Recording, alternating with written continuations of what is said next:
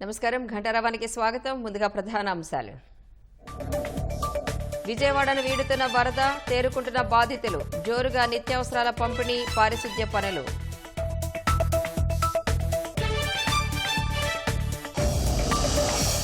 YCP పాపమే ప్రజలకు శాపంగా మారిందన్న చంద్రబాబు. వరద ప్రభావిత ప్రాంతాల్లో పర్యటన, సాయంపై ఆరా.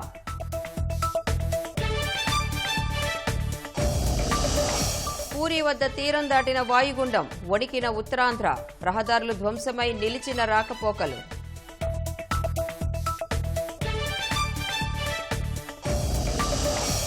వర్షాలకు ఉభయ గోదావరి జిల్లాల్లో ఉప్పొంగుతున్న వాగులు, ముంపు ప్రాంతాల్లో పవన్ కళ్యాణ్ పర్యటన.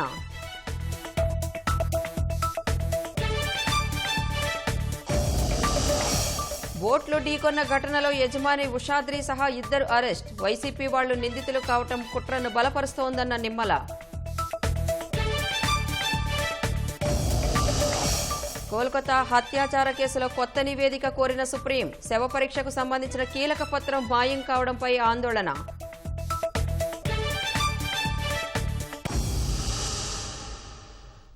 వరద విలయం నుంచి విజయవాడ ఇప్పుడిప్పుడే తేరుకుంటోంది. వరద నీటి నుంచి కాలనీలు క్రమంగా బయటపడుతున్నాయి. వరద తీసేసిన కాలనీల్లో పారిశుద్ధ్య పనులు జోరందుకోగా ఆహారం, కూరగాయలు, నిత్యావసరాలు పంపిణీ వేగంగా సాగుతోంది.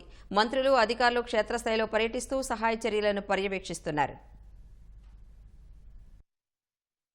వారానికి పైగా వరద నీటితో అల్లాడిపోయిన విజయవాడ క్రమంగా కోలుకుంటోంది. సింగనగర్ సహా చాలా కాలనీల్లో వరద తగ్గుముఖం పట్టింది. ఇంకా వరద వీడని ప్రాంతాల్లో ఇంజన్లు, మోటార్లతో తోడుతున్నారు. వరద తగ్గిన ప్రాంతాల్లో సహాయక చర్యలు ముమ్మరంగా సాగుతున్నాయి. వివిధ మున్సిపాలిటీల నుంచి వచ్చిన 7,000 మంది పారిశుధ్య కార్మికులు ముంపు ప్రాంతాలను శుభ్రం చేయడంలో నిమగ్నమయ్యారు. 32 డివిజన్లలో మురుగు, చెత్త తొలగింపు చేపడుతున్నారు. ముంపు బారిన పడిన 70% పైగా ఇళ్లలోని నీటిని ఇప్పటికే తోడేశారు. రహదారులను రాకపోకలకు అనుకూలంగా శుభ్రం చేస్తున్నారు. నడుము లోతు వరకు ఉన్న ప్రాంతాలకు పారిశుధ్య కార్మికులు వాహనాలను పంపించి చెత్త, వ్యర్థాలు తొలగిస్తున్నారు. ప్రజలు వ్యాధుల బారిన పడకుండా బ్లీచింగ్ చల్లుతున్నారు. బొబ్బిలి నుండి వచ్చాం సార్. వచ్చి వారం రోజులు అవుతుంది. ప్రజల్ని వాళ్ళ ఇంట్లో చెత్తలు తీయడం, రోడ్లు తుడడం, కాలువలు డ్రైనేజ్ తీయడం అన్ని చేస్తున్నామండి. కార్మికులందరూ కష్టపడుతున్నారు. వరద బాధితులకి అన్ని చేయడం అన్ని చేస్తున్నారు. కాలువలు గట్టి తీయించడం, చెత్త గట్టి ఎత్తించడం, వార్డులు మొత్తం అన్ని క్లీన్ చేయించడం, మొత్తం అన్ని చేయిస్తున్నాం సార్ మన వర్కర్లతో.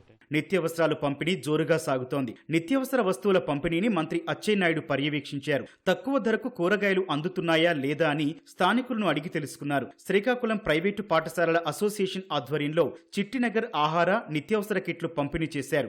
సంచార రైతు బజార్ల ద్వారా వరద బాధితులకు అతి తక్కువ ధరలకే కూరగాయలు అందిస్తున్నారు. పశ్చిమ నియోజకవర్గంలో ప్రజలు పెద్ద ఎత్తున కూరగాయలు కొనుగోలు చేశారు. ఆపద కాలంలో ప్రభుత్వం నిత్యావసరాలు, కూరగాయలు అందించి ఆదుకుంటోందని బాధితులు హర్షం వ్యక్తం చేస్తున్నారు. అన్ని సరుకులు ఇస్తున్నారు. 25 కిలోలు బియ్యం ఇస్తున్నారు, కందిపప్పు ఇచ్చారు, కేజీ పంచదార ఇచ్చారు, ఆయిల్ ప్యాకెట్ ఇచ్చారు, 2 కిలోలు దుంపలు ఇచ్చారు, 2 కిలోలు ఉల్లిపాయలు ఇచ్చారు, మళ్ళీ టిఫిన్లు కాటికి 3 ఇల్సులు ఇచ్చారు, యాప్లికాయలు ఇచ్చారు. ఎంత మేలు చేస్తున్నారంటే వాళ్ళకి దండం పెట్టొచ్చు. చంద్రబాబు నాయుడు గారికి, పవన్ కళ్యాణ్ గారికి దండం పెట్టొచ్చు. బియ్యం మంచి బియ్యమేనండి, మంచి సన్న బియ్యమే అందరికి అందుతున్నాయి. అన్ని కేజీలు 50 రూపాయలు, ఎలా 10 రూపాయలకి ఇస్తున్నారు. భోజనం ఉంటాయని 3 పూటలు ఇస్తున్నారు. ఇవాళ సరుకులు కూడా ఇచ్చారు. ఇక్కడ 10 రూపాయలకి ఇవ్వబట్టి మాలాంటి వాళ్ళం మేము బాగా బతకగలుగుతున్నాం. టయానికి అన్ని అమరుస్తున్నారు. చంద్రబాబు గారికి ధన్యవాదాలు. చంద్రబాబు గారు ఇలాంటి నాయకుడు ఎవరూ లేరండి. ప్రజల నాయకుడు అంటే అలాగే ఉంటాడండి చంద్రబాబు గారు. విజయవాడ 56వ డివిజన్లో మంత్రి సవిత పర్యటించారు. ఆహార పొట్లాలు, నిత్యావసర సరుకులు, ట్యాంకర్లతో తాగునీటి పంపిణీని మంత్రి పర్యవేక్షించారు. పాత రాజరాజేశ్వరిపేట మెయిన్ రోడ్డులో పారిశుధ్య పనులు పరిశీలించారు. పారిశుధ్య కార్మికుల సేవలను మంత్రి ప్రశంసించారు. వైద్య శిబిరాన్ని పరిశీలించి ఔషధాల పంపిణీపై ఆరా తీశారు.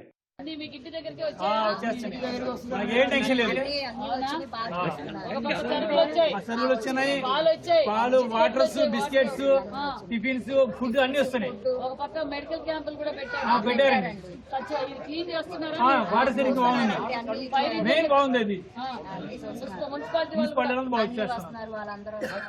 సుజనా ఫౌండేషన్ ఆధ్వర్యంలో వరద బాధితుల కోసం పెద్ద ఎత్తున ఆహారం తయారు చేసి పంపిస్తున్నారు. విజయవాడ వరద బాధితుల ఆకలి తీర్చేందుకు గణపతి సచ్చిదానంద స్వామి ఆశ్రమ నిర్వాహకులు 8 రోజులుగా అన్నదానం చేస్తున్నారు. ముంపు ప్రాంతాలను దత్తత తీసుకుని నేరుగా ఆహారం అందిస్తున్నారు. మేము దత్త వాలంటీర్లు అందరము గణపతి సచ్చిదానంద స్వామీజీ ఆశ్రమం తరపున వరదకి ముంపైన ప్రాంతాలు, రీహాబిలిటేషన్ సెంటర్స్ అందరికీ 10-15 వేల మందికి రోజు ఫుడ్ ప్యాకింగు, అన్ని మిగిలిన వస్తువులు, నిత్యావసర వస్తువులు అన్నీ సప్లై చేస్తున్నాము. పెరుగన్నము, పులిహార, టమాటా రైస్, జీరా రైస్, లడ్డు, బూందీ, దుప్పట్లు ఇలాంటివన్నీ పంచాం. విజయవాడలో సంభవించిన వరదలకు మనుషులతో పాటు మూగజీవాలు ఆహారం లేక అల్లాడిపోయాయి. అలాంటి వాటికి పలు స్వచ్ఛంద సంస్థలు అండగా నిలుస్తున్నాయి. బ్రీతింగ్ యానిమల్ వారియర్స్ వంటి సంస్థల ప్రతినిధులు మూగజీవాల ఆకలిని తీరుస్తూ మంచి మనస్సు చాటుకుంటున్నారు. స్టిక్స్ పట్టుకొని, ట్యూబ్స్ వేసుకొని, బోట్స్ వేసుకొని, ఎన్డీఆర్ఎఫ్ సహాయం తీసుకొని మేము డిఫరెంట్ పాయింట్స్కి వెళ్తూ వాలంటీర్స్ అందరూ స్ప్లిట్ అయ్యి అక్కడ ఏ యానిమల్ అరుస్తోంది ఐడెంటిఫై చేసి వాళ్ళకి ఫీడింగ్ చేసి కుదిరితే వాళ్ళని కొంచెం దూరంలో సేఫ్ ప్లేస్లో, డ్రై ప్లేస్లో పెట్టడం జరిగింది. ఇప్పటికీ 700 యానిమల్స్ దాకా ఫీడింగ్ చేసామండి లాస్ట్ 7 డేస్లో. అంటే మేము ప్రెజెంట్ పెరుగన్నం పెడుతున్నామండి. పెరుగన్నంతో పాటు డ్రై ఫుడ్ అది ఉంటుంది కదా, డాగ్ ఫుడ్, సో అదంతా మిక్స్ చేస్తున్నాము. ఆవులకి వచ్చేసరికి బనానాస్ అవి పెడుతున్నామండి. వరదలపై యుద్ధం చివరి దశకు వచ్చిందని ముఖ్యమంత్రి చంద్రబాబు అన్నారు. ఈ యుద్ధం రేపటితో ముగిస్తే ఇక పునర్నిర్మాణంపై దృష్టి పెడతామన్నారు. విజయవాడ వరద ప్రభావిత ప్రాంతాల్లో సీఎం పర్యటించారు. బాధితులతో మాట్లాడి ప్రభుత్వం నుంచి అందుతున్న సాయం గురించి ఆరా తీశారు. బుడమేరు విషయంలో గత పాలకుల పాపాలే ప్రస్తుత దుస్థితికి కారణమని ధ్వజమెత్తారు. వరదలపైన యుద్ధమే చేశాం. ఆ యుద్ధం చివరి దశకు వచ్చింది. ఈ రోజు రేపుకు దీన్ని ఒక దశ పూర్తి చేసే పరిస్థితి వస్తుంది. అక్కడి నుంచి మళ్ళీ పునర్నిర్మాణం ఏ విధంగా వీళ్ళందరినీ కూడా ఆర్థిక సహాయం చేసి నిలదొక్కుకోవాలనో జరిగిన నష్టంగానే అవన్నీ చేయాల్సిన అవసరం ఉంది. ప్రభుత్వం సర్వశక్తుల్ని వడ్డాం. ఎన్ని ప్రయత్నాలు చేసినా చివరి వ్యక్తికి సహాయం చేయాలని దృఢ సంకల్పం ఉన్నా కొన్ని సందర్భాల్లో చేయలేకపోయాం. కొంతవరకు ప్రజలను ఆదుకోగలిగాం. మొదటి రోజున ఎంత బాధల్లో ఉన్నారో ఈరోజు ప్రజలంత నమ్మకం లేక వచ్చారు. పాలకుల యొక్క తప్పిదాలు కూడా శాపాలుగా మారాయి. కానీ రాజకీయ పార్టీలు, నేను చాలా పార్టీలు చూశాను, కానీ ఒక పనికి మాలిన నేరాలు చేసే పార్టీ, ఘోరాలు చేసే పార్టీ, ఘోరాలు నేరాలు చేసి వేరే వాళ్ళపైన వేసేసే పార్టీ బుడమేరు. తొలి రోజు 3 గండ్లు పడ్డాయి. ఈ గండ్లు పూడ్చలేకపోయాం అని సిగ్గుపడవలసిన పార్టీ ఎదురుదాడి చేసే పరిస్థితికి వచ్చారు. మొన్నటి వరకు దొంగ వ్యాపారం చేశారు, ఇసుక వ్యాపారం. అలాంటి దొంగ వ్యాపారం చేయించిన బోట్లు ఈరోజు ప్రజాద్రోహంతో ఒక ప్రాజెక్ట్ మీద పంపించే పరిస్థితికి వస్తారా మీరు? ప్రతిరోజు విషం జిమ్మే పరిస్థితికి వచ్చారు. గతేడాది ఇదే రోజున ఏ ఆధారం లేకుండా అక్రమ కేసులో తనను అరెస్టు చేశారని ముఖ్యమంత్రి చంద్రబాబు గుర్తు చేసుకున్నారు. ప్రపంచవ్యాప్తంగా ప్రజలంతా వెంట నిలిచారని, వారికి తన జీవితం అంకితమని ప్రకటించారు. ఎగ్జాక్ట్గా 1 సంవత్సరం ముందు నా మీద ఎలాంటి ఆధారాలు లేకపోయినా తప్పుడు కేసులు పెట్టి ఆ రోజు జైల్లో పెట్టే పరిస్థితికి వచ్చారు. ఆ రోజు మన రాష్ట్రంలోనే కాకుండా 80 దేశాల్లో నా కోసం పోరాడారు. ఆ రోజు కూడా బస్సులో ఉన్నాను. ఆ రోజు నన్ను అక్కడి నుంచి అరెస్ట్ చేశారు. ఈ రోజు కూడా మళ్ళా ప్రజలకు కష్టాలు వస్తే అదే బస్సులో ఇక్కడ కలెక్టరేట్లో ఉన్నాను. డిఫరెన్స్ 2 ఒకటే, కానీ వ్యత్యాసం లేదు. కానీ ఆ రోజు ప్రజలు నా కోసం పోరాడారు, ఈరోజు ప్రజల కోసం నేను యుద్ధం చేస్తున్నా. అదే డిఫరెన్స్. బట్ ఏది ఏమైనా ఓసారి చరిత్రలో కొన్ని సంఘటనలు జరుగుతాయి. ఆ చరిత్రలో సంఘటనలు జరిగినప్పుడు మనం ఏ విధంగా స్పందిస్తామనేది చాలా ముఖ్యం. అదే తృప్తి. అందుకే ప్రజలు ఏ పేరుతో నన్ను పిలిచినా నేను పలుకుతా, అందుబాటులో ఉంటా. నాకు ఎవ్వరికి దక్కని గౌరవం ఈ రాష్ట్రంలో దక్కింది. శారీరకంగా బాధలు అనుభవించా, మానసిక బాధలు అనుభవించా, కానీ ఎప్పుడు కూడా డీవియేట్ కాలేదు. ప్రజలకు న్యాయం చేయడం కోసం జీవితాంతరం పోరాడుతున్నా, మళ్ళీ పోరాడి న్యాయం చేస్తా. వరద బాధితులను ఆదుకునేందుకు ముఖ్యమంత్రి సహాయ నిధికి వెల్లువలా విరాళాలు వస్తున్నాయి. విజయవాడలో సీఎం చంద్రబాబును కలిసి పలువురు చెక్కులు అందజేశారు. విశాఖపట్నానికి చెందిన జీఎంఆర్ ఎగ్జిక్యూటివ్ డైరెక్టర్ చల్లా ప్రసన్న, సీఈఓ మను మేరాయ్ 2.5 కోట్లు, AIG hospitals chairman doctor D Nageswara Reddy, well John industries limited అధినేత వెలమాటి జనార్దన్ రావు, మెప్మా తరపున తేజ్ భారత్, లలిత జ్యువెలర్స్ యజమాని కిరణ్ కుమార్ ₹1 కోటి చొప్పున విరాళాలందించారు. ప్రసాద్ సీడ్స్ అధినేత ప్రసాద్ 50 లక్షలు, తణుకు ఎమ్మెల్యే ఆర్మిలి రాధాకృష్ణ ఆధ్వర్యంలో సింగపూర్ ప్రవాస తెలుగువారు 17,50,000, సిద్ధార్థ మెడికల్ కాలేజ్ పూర్వ విద్యార్థి డాక్టర్ అమ్మన్న 15 లక్షలు, పాతపట్నం ఎమ్మెల్యే మామిడి గోవిందరావు 10 లక్షలు, ఎన్ఆర్ఐలు సురేష్ మానుకొండ, ఉప్పు వినోద్ బాబు, వరద అమర్ 10 లక్షలు అందించారు. ఏపీ ప్రభుత్వ డాక్టర్స్ అసోసియేషన్ నుంచి డాక్టర్ ఐ బాబ్జీ శ్యామ్ కుమార్ 6 లక్షలు, బెస్ట్ అగ్రో లైఫ్ లిమిటెడ్ సూర్యదేవరబాబు, వెంకటరమాప్రసాద్ 5 లక్షలు, వల్లూరి రవీంద్రనాథ్ తేజ్ 5 లక్షలు, మండపేట రైస్ మిల్లర్స్ తరపున 5 లక్షలు, ఛాంబర్స్ ఆఫ్ కామర్స్ తరపున 1 లక్షన్నర చెక్కులను ఎమ్మెల్యే వేగుళ్ల జోగేశ్వరరావు అందించారు. మాజీ MLC Angara Rammohan the Alamuru taluka rice millers association 5 లక్షలు సీఎంకు అందజేశారు. తెలుగునాడు ఉపాధ్యాయ సంఘం 4 లక్షలు, టి సతీష్, పాలడుగు పార్వతీదేవి 3 లక్షల చొప్పున, ప్రసాద్ నాయుడు, గాంధీ 2 లక్షల చొప్పున అందజేశారు. వరద బాధితులను ఆదుకునేందుకు మంత్రి లోకేష్ కు గూడూరు ఎమ్మెల్యే సునీల్ కుమార్, టీడీపీ నేతలు కలిసి 34,47,442 రూపాయలను విరాళంగా అందజేశారు. హైదరాబాద్కు చెందిన ప్రకాష్ ఆర్ట్స్ చైర్మన్ సుబ్బారావు 25 లక్షలు, చంద్రగిరికి చెందిన డాలర్స్ దివాకర్ రెడ్డి 10 లక్షలు, విజయవాడకు చెందిన పీవీఎస్ ల్యాబొరేటరీస్ అధినేత శేషయ్య 10 లక్షలు అందజేశారు. పెనమలూరుకు చెందిన ఎంవీఆర్ చౌదరి 5 లక్షల రూపాయలు విరాళమిచ్చారు. ఉత్తరాంధ్రపై తుఫాను ప్రభావం తీవ్రంగా ఉంది. 2 రోజులుగా కురిసిన వానలతో నదులు, జలాశయాలు, వాగులు పోటెత్తుతున్నాయి. చాలా చోట్ల కాజ్వేలు దెబ్బతిన్నాయి. రాకపోకలకు ఇబ్బందులు తలెత్తాయి. పంట పొలాలు నీట మునిగాయి. ఎప్పటికప్పుడు పరిస్థితిని సమీక్షించిన అధికారులు ప్రజలను అప్రమత్తం చేస్తూ సహాయ చర్యలు కొనసాగించారు. ప్రజాప్రతినిధులు గ్రామాల్లో పర్యటించి ప్రజలకు అండగా ఉంటామని భరోసానిచ్చారు.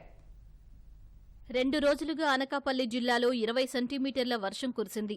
అనకాపల్లి జిల్లా రావికమతం మండలం కళ్యాణపులోవ జలాశయం నిండు కుండలా మారింది. 4 గేట్లు ఎత్తి వరాహ నదిలోకి నీళ్లు విడుదల చేస్తున్నారు. ఇక తూర్పుగోదావరి జిల్లా నుంచి అనకాపల్లి మీదుగా వెళ్లే ఏలేరు ఉధృతికి పొలాలు నీట మునిగాయి. గండి పడకుండా ముందు జాగ్రత్తగా రైతులు మట్టి బస్తాలను అడ్డుగా వేశారు. దీనికి తోడు పులికాటు వాగు ప్రవాహం కూడా పెరగడం అనకాపల్లి రైల్వే లైన్కు డేంజర్ బెల్స్ మోగిస్తోంది.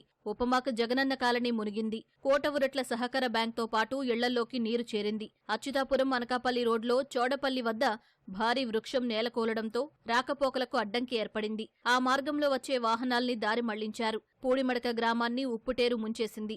ఉప్పుమడులు నీటిపాలయ్యాయి. అనకాపల్లి జిల్లా బుచ్చయ్యపేట మండలం విజయరామరాజుపేట వద్ద తాచేరు ఉధృతికి తాత్కాలిక కలవర్టు ధ్వంసమైంది. ఈ మార్గంలో రాకపోకలను ఆపేశారు. పరిస్థితిని కలెక్టర్ సమీక్షించారు. కోనం, పెద్దేరు జలాశయాలు నిండటంతో నీటిని దిగువకు వదిలారు. వందలాది ఎకరాల్లో వరి, చెరకు ముంపుబారిన పడ్డాయి. లక్ష్మీపురం పెద్ద చెరువు అలుగు పారుతోంది. ఎమ్మెల్యే కేఎస్ఎన్ఎస్ రాజు పరిశీలించారు. పాయకరావుపేట పక్కనే ఉన్న తాండవ నదికి వరద పోటెత్తుతోంది. జలాశయ నీటిమట్టం పెరగడంతో 13,000 క్యూసెక్లు విడుదల చేస్తున్నారు. గన్నవరం మెట్ట ప్రధాన రహదారిపై వరద ప్రవాహంతో రవాణాకు ఇబ్బందులు తలెత్తాయి. గోలుగొండ మండల పరిధిలోని కొన్ని గ్రామాల్లో ఇళ్లల్లోకి వర్షపు నీరు చేరింది.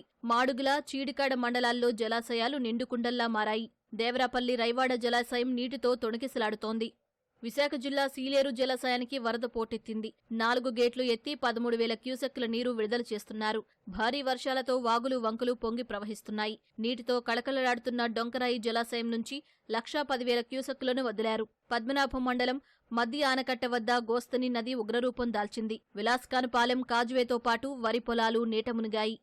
అల్లూరు జిల్లా లంబసింగికి వెళ్లే ఘాట్ రోడ్లపై వర్షపు నీటి జోరుతో రాకపోకలు తాత్కాలికంగా ఆపేశారు. జీకే వీధి మండలం చట్రపల్లిలో కొండచర్యలు విరిగిపడి ఘటనలో 4 గాయాలవగా 3 గల్లంతయ్యారు. ఆంధ్ర, ఒడిశా సరిహద్దులోని మాచ్కండ్ జల విద్యుత్ కేంద్రంలోకి నీరు చేరింది. జోలాపుట్, డుడుమ నుంచి వస్తున్న నీరు విద్యుత్ కేంద్రం జనరేటర్లకు ప్రవేశించింది.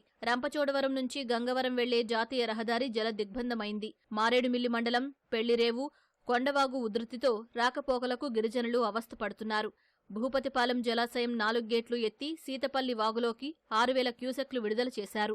రంపచోడవరం నుంచి రంప గ్రామానికి వెళ్లే వంతెన నీట మునిగి మారేడుమిల్లి, వై రామవరం మండలాల్లోని అనేక పల్లెలకు రాకపోకలు నిలిచాయి. ఈ ప్రాంతంలో పందిరిమామిడి వాగు జోరు మీదుంది.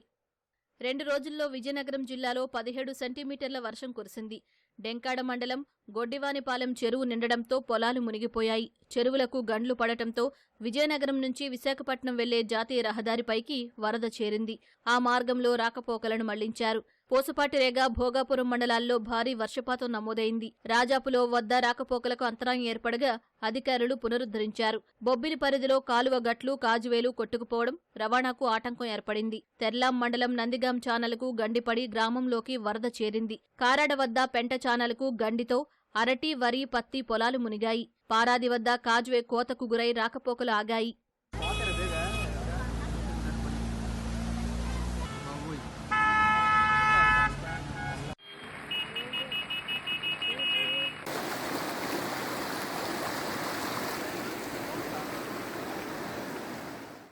శ్రీకాకుళం జిల్లా వ్యాప్తంగా ఎడతెరిపి లేని వర్షాలు కురిశాయి. వంశధార, నాగావళి, మహేంద్రతన్య కళకళలాడుతున్నాయి. నర్సన్నపేట పరిధిలో రైల్వే అండర్ బ్రిడ్జి కిందకి భారీగా నీరు చేరడంతో రాకపోకలపై ప్రభావం పడింది. తీలారు రైల్వే బ్రిడ్జి వద్ద ఇదే పరిస్థితి నెలకొంది. ఆముదాల వలస, సరుబుజిలి, బూర్జ, పొందూరు మండలాల్లో వాగులు హోరెత్తుతున్నాయి. బూర్జ మండలం అల్లన వద్ద పంట పొలాలను నాగావళి ముంచెత్తింది. చీముల వలస, కొత్త వలస, కొర్లకోట ప్రాంతాల్లోనూ పొలాలు నీటమునిగాయి. ముంపు గ్రామాల్లో ఎమ్మెల్యే కూన రవికుమార్ పర్యటించారు. లావేరు మండలం పెద్దగెడ్డ ఉప్పొంగి రాకపోకలు నిలిచాయన్న విషయం తెలిసి ఎంపీ కలిశెట్టి అప్పలనాయుడు ఆ ప్రాంతాన్ని సందర్శించారు. భారీ వర్షాలకు ఉభయ గోదావరి జిల్లాలో వాగులు, వంకలు పొంగి పొర్లుతున్నాయి. అనేక చోట్ల రోడ్లపైకి వరద నీరు చేరి రాకపోకలు స్తంభించాయి. పంట నీట మునిగి నష్టపోయామని రైతులు ఆవేదన వ్యక్తం చేశారు. గిరిజన గ్రామాలు తీవ్ర ఇబ్బందులు పడుతున్నాయి.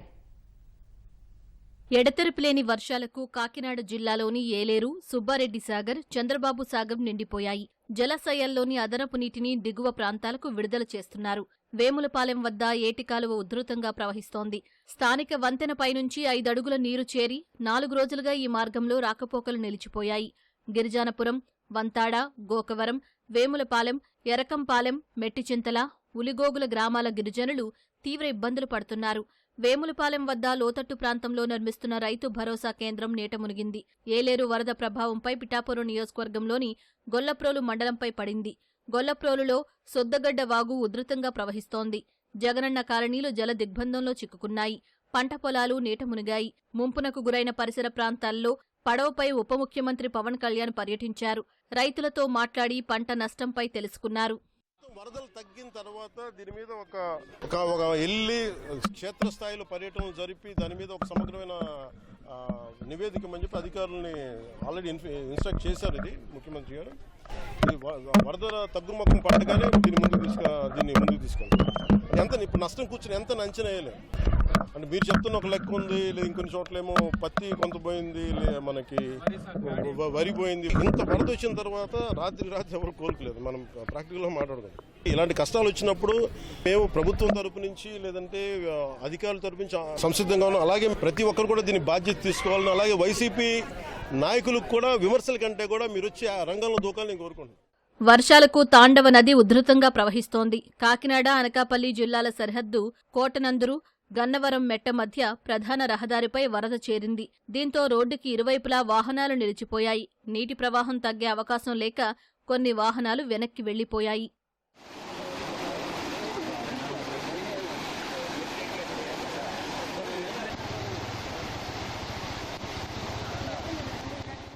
కైకలూరు ఎమ్మెల్యే కామినేని శ్రీనివాసరావుకి ప్రమాదం తప్పింది. ఆలపాడు, కొల్లేటికోట రహదారి పూర్తిగా నీట మునగడంతో ప్రజల యోగక్షేమాలు అడిగి తెలుసుకునేందుకు ఎమ్మెల్యే కామినేని వెళ్లారు. ఆయన వెళుతున్న వాహనం పందిరిపల్లి గూడెంలో కొల్లేరు సరస్సులో పక్కకు ఒరిగింది. దీంతో అప్రమత్తమైన అధికారులు, కూటమి నాయకులు కామినేనిని సురక్షితంగా బయటకు తీసుకురావడంతో ప్రమాదం తప్పింది.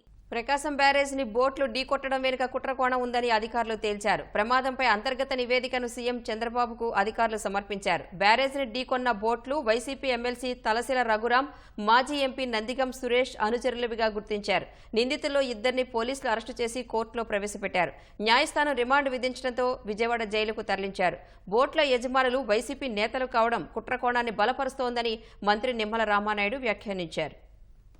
ప్రకాశం బ్యారేజీని బోట్లు ఢీకొన్న ఘటన ముందస్తు కుట్ర ప్రకారమే జరిగిందని అంతర్గత నివేదికలో అధికారులు వెల్లడించారు. ఇప్పటి వరకు ఈ బోట్లు తమవేనని ఎవరూ రాకపోవడమే కుట్రకోణం ఉందనడానికి నిదర్శనమని అధికారులు చెబుతున్నారు. బ్యారేజీని ఢీకొన్న బోట్లు వైసీపీ నేతలు, కార్యకర్తలవని గుర్తించినట్లు తెలిపారు. బోట్ల రిజిస్ట్రేషన్ల నంబర్ల ద్వారా యజమానులు ఉషాద్రి, కర్రి నరసింహస్వామి, గూడూరు నాగమల్లేశ్వరిగా గుర్తించినట్లు స్పష్టం చేశారు. మాజీ ఎంపీ నందిగం సురేష్ ఇసుక అక్రమ తవ్వకాలకు ఉషాద్రికి చెందిన బోట్లనే వినియోగించుకునేవారని తెలిసిందన్నారు. ఉషాద్రికి చెందిన 3 బోట్లను కలిపి కట్టడం వెనుక కుట్రకోణం ఉందని, సహజంగా 3 బోట్లను కలిపి కట్టరని నివేదికలో ప్రస్తావించారు. ఇనుప చైన్లతో లంగరు వేయకుండా ప్లాస్టిక్ తాళ్లతో బోట్లను కట్టేసినట్లు అధికారులు గుర్తించారు. తాము హెచ్చరిస్తున్నా లంగరు వేయలేదని స్థానికులు చెప్పినట్లు నివేదికలో ప్రస్తావించారు. తమ బోట్లతో పాటు సమీపంలోని మరో 2 బోట్లు కూడా కొట్టుకెళ్లేలా కుట్ర చేశారని అధికారులు నివేదికలో వెల్లడించారు. ఇసుక తరలించే ఒక్కొక్క బోటు 40 నుంచి 50 టన్నుల మేర బరువు ఉంటుంది. ఇవి ఈ నెల 2వ తేదీన తెల్లవారుజాము 3 గంటల సమయంలో ప్రకాశం బ్యారేజీ గేట్లను ఢీకొట్టినట్లు నివేదికలో పేర్కొన్నారు. అంత బరువు ఉన్న బోట్లు గేట్లకుండే కౌంటర్ వెయిట్లను కాకుండా బ్యారేజీ పిల్లర్లను బలంగా ఢీకొడితే ప్రమాద తీవ్రత ఎక్కువగా ఉండేదని నివేదికలో వెల్లడించారు. నిందితుల కాల్ డేటాను పోలీసులు విశ్లేషిస్తున్నారు.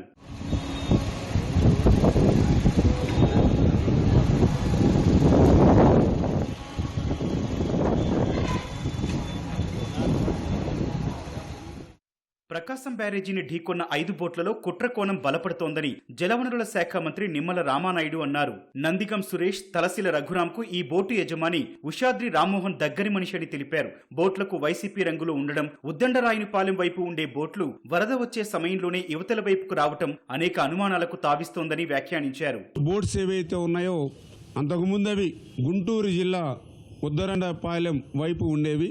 వరదకు ముందే ఎన్టీఆర్ జిల్లా గొల్లపూడి వైపు తీసుకొచ్చి ఇక్కడ ప్లాస్టిక్ వైర్ కట్టారు.